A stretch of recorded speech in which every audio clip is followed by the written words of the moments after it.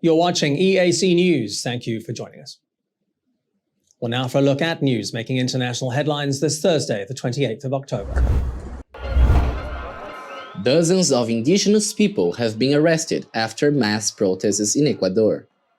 Demonstrators are unhappy at economic policies of the country's conservative president Guilherme Lasso, days after he raised gasoline prices. 5 police officers were injured and 2 members of the armed forces were being held by a community in northern Quito, but were unharmed. 37 people were detained for blocking roads.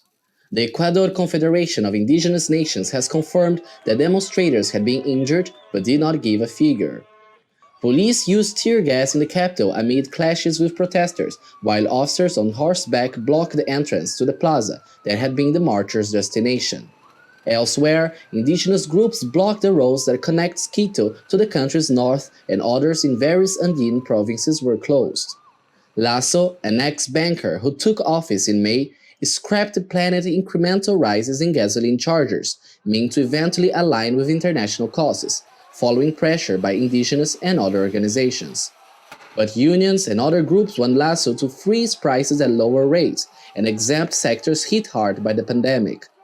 Gasoline costs have risen significantly since Lasso's predecessor, Lenin Moreno, began monthly increases in May 2020.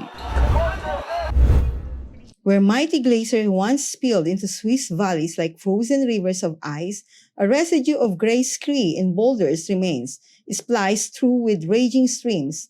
The new Swiss glacier inventory reports that glaciers in Switzerland are shrinking rapidly due to climate change. More than 500 Swiss glaciers have already vanished. The government said back in 2019 that 90% of the remaining 1,500 will go by the end of the century if nothing is done to cut carbon emissions. The Rhone Glacier, one of the 50 biggest and dominant glaciers in the European Alps, covering a significant part of Switzerland, has lost more than 1.5 kilometers since the mid-19th century, leaving only 7.8 kilometers of the frozen river remaining. What's left is melting dramatically. Experts believe climate change could disturb water cycles throughout Europe and will have an indirect consequence on wildlife and plants.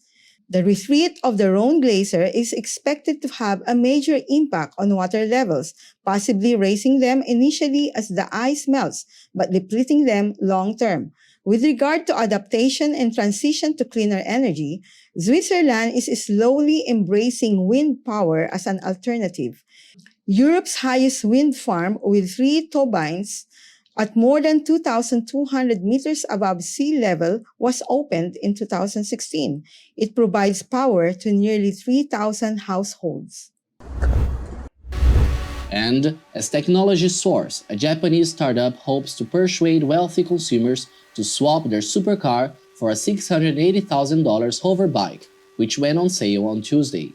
The X Turismo Limited Edition from Tokyo-based drone startup ALI Technologies is equipped with a conventional engine and 4 battery-powered motors.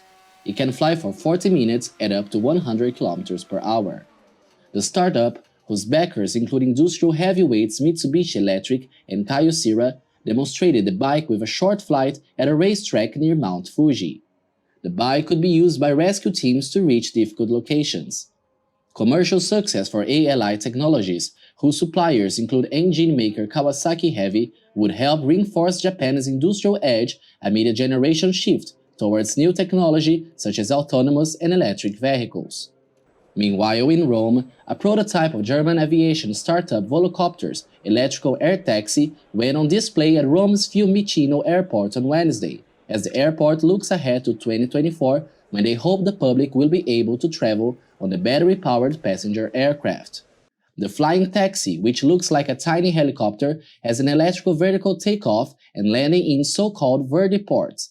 It has a luggage compartment and a capacity of 2, giving travelers an emission-free way to beat traffic. It runs on 18 motors that are powered by 90 rechargeable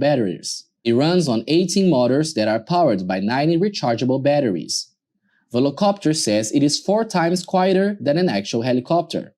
It will be operational in 3 years and able to take passengers from the airport to the center of the Eternal City in around 15 minutes, a journey that currently takes around 45 minutes by taxi.